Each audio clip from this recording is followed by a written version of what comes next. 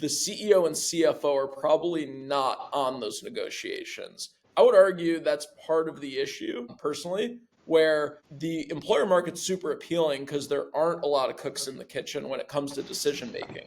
The benefits manager wants it to happen. If the benefits consultant gives their sign off and it doesn't disrupt a whole lot in the carrier plan design, usually a vendor can get in pretty quickly because it doesn't have to get vetted by Yep. multiple layers of management.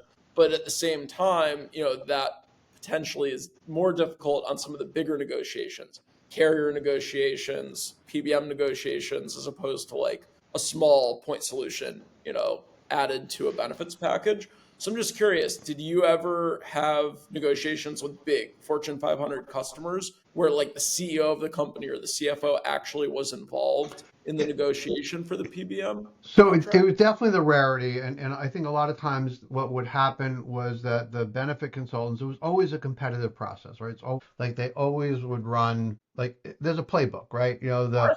They run RFPs, they bring the 3 or 4 biggest PBMs in. You make your pitch, and you put your best foot forward. You start talking about a lot of different things. Ultimately, it comes down to price, and price, and then what we used to talk about a lot was people would leave your PBM over service, right? So if you had service issues, but they would choose you over price. Um, so, again, the benefit consultants really understood the nuances and were very, very good about about really getting the best price for their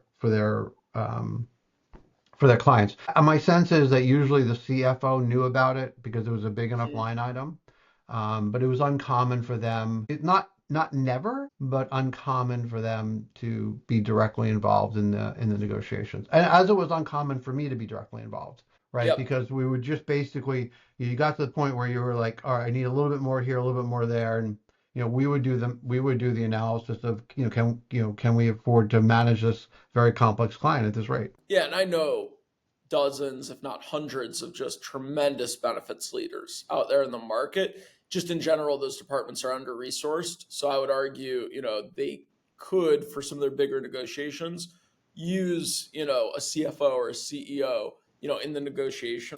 Please like, comment, and subscribe below. This is the Digital Health Heavyweights Podcast.